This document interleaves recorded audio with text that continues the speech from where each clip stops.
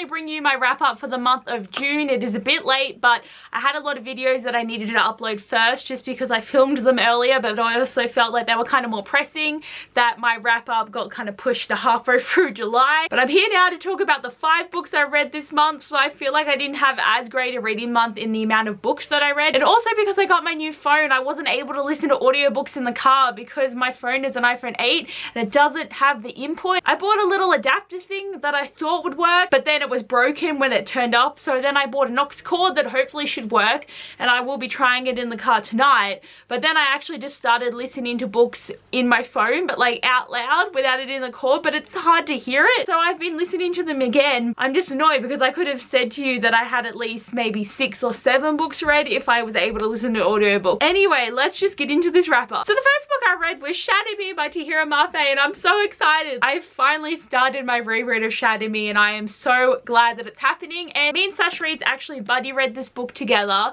and we are going to be buddy reading the rest of the series. We are technically in July, but we will be doing the buddy read for Unravel Me, and then next month we'll do the buddy read for Ignite Me. I don't know if she's gonna buy Restore Me, so then we can do a buddy read, and then we will both buy Defy Me. I'll have to see how that goes, but we've actually decided that we want to do a buddy read a month so that we can get some books off our TBR, and we have so many similar ones that we both haven't read that we think it's such a good idea. I had a lot of fun reading this with her, even though we kind of got our times a bit mixed up as we were trying to buddy read, so probably from now on we will just try and read it in the month, and then we will talk about it instead of trying to read it at the exact same time. But I'm so excited to be back in the world of Juliet, Warner, and Adam. I hate Adam so much. I have prior knowledge of reading the trilogy though to hate Adam, but I mean, he's a bit of a douche. But I love Juliet and Warner though, and I love seeing Kenji again, and just like seeing James, and just like seeing where Juliet started. She was such a like sad character, man, at the start, and then as she starts to grow, she becomes such an amazing person. I can't wait for her to just drop kick the government and kill all the bitches. Then I did the buzzword readathon, and I didn't really read much. I tried, but I didn't do very well. So the only book I read was Made You Up by Frances Appiah, and I am glad that I read this one because it's on my 2019 TBR. It brought me up to 4 books read off that TBR, and I think there is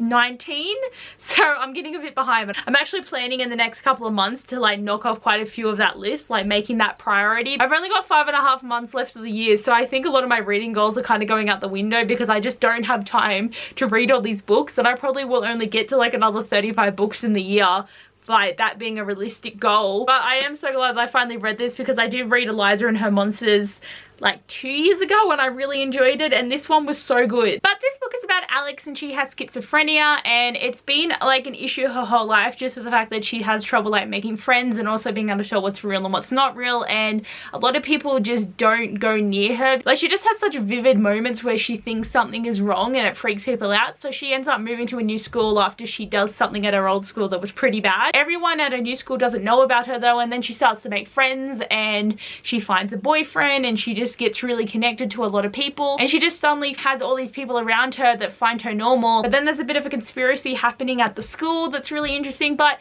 this book was done so well, and I did like learning more about schizophrenia, and having it in the point of view of a character who has it was actually really interesting because she is an unreliable narrator, and that's something that I did really enjoy about this book, and I highly recommend it.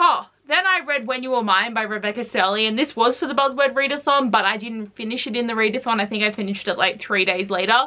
But this book was so bad, man. Like, I mean, I started to get sort of into it, but the first 50 pages were like every contemporary YA school trope ever, of just characters and everything. And in my buzzword readathon vlog, I actually rant about this for like a couple of minutes because I'm so done. I thought this was going to be good because it's a Romeo and Juliet retelling from Rosalind's perspective, but I just didn't care, man. I didn't care that Juliet was her cousin, and then Rob was meant to be her boyfriend, and then he just ditched her for Juliet, and Rosalind was always complaining about boys all the time, and then you've got Len there, who is a perfectly nice guy that you keep ditching and not even talking to. This is one that I was debating on hauling, and I never did, and I wish that I did because I wish I didn't waste my time reading this book. And then, guys, I finally finished reading Aurora Rising, which I wanted to finish in May.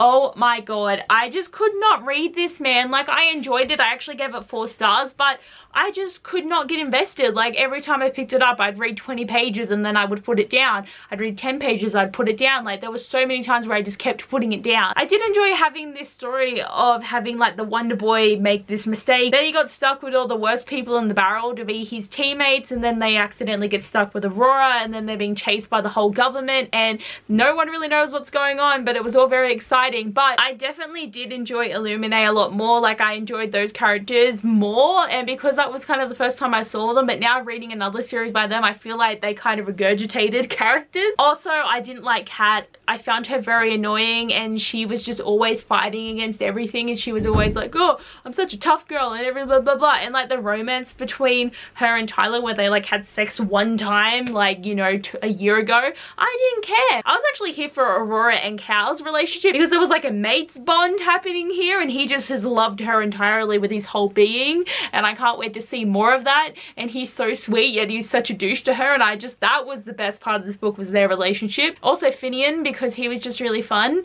But yeah, like, just a lot of it was really hard to get through. Like, yes, I did like it, but I think I was just a bit slumpy. And then I read Since You've Been Gone by Morgan Matson. I started listening to this on audiobook, but then the whole thing with the phone happened, and then I started continuing listening to it on audiobook, but I also read it physically. So I could say this is counted as a half audiobook because I owned it and I was trying to read it, but I did enjoy the audiobook experience though. So like, I liked hearing the voices, so then when it was my inner voice reading it, I'm just like, it doesn't sound the same. You always get the full impact of it, or when someone's angry or happy, like you just really feel what emotion they're trying to convey, but in your head it's just like blah blah blah blah blah. Like, I mean, obviously I know when they're conveying emotions, but it still can feel a bit like, you know, I'm just reading the words, not really thinking about how people are feeling sometimes. But I really enjoyed this. I liked the idea of having this bucket list, and I really liked the relationship that grew between Emily and Frank, and I think I gave this 4 stars because I wasn't a big fan of Sloane, because I hate the trope of having the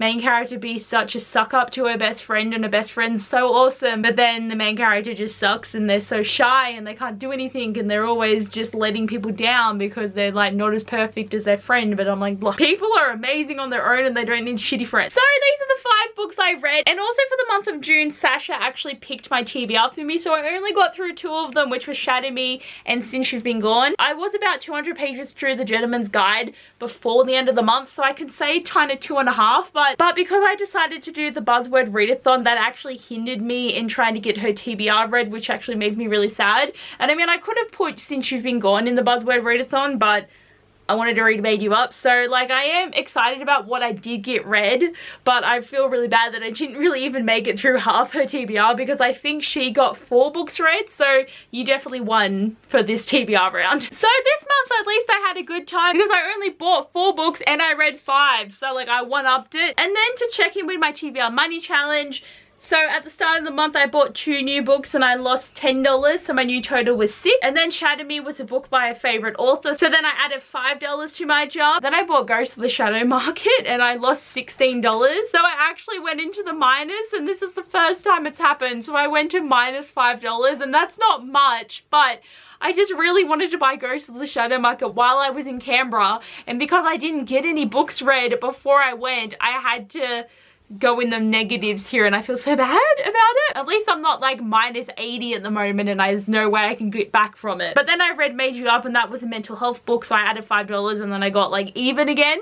And then I read a book with orange on the cover, which was When You Were Mine by Rebecca Surley. Then I read Aurora Rising, which was hashtag Love Oz YA, which was $10, which was like exciting. Then I read a book that takes place during summer, and that was Since You've Been Gone. So by the end of the month, my total was $17, which is like, I've come back a bit from it, but I feel like I need to like maybe save for a little bit and not buy any books. But there are so many new books that have just come out that I really want to buy, but I can't because I've got no money. And I bought Ghost of the Shadow Market, and like, am I actually ever going to read that series? Probably not, because I seem to have no time or no will to actually continue on, but I really do need to get back into it. But anyway guys, that was my wrap up for the month of June. I had a pretty good reading month, even though there was like 1 dud in there. But anyway guys, thanks for watching. I hope you enjoy, and I'll see you guys next time.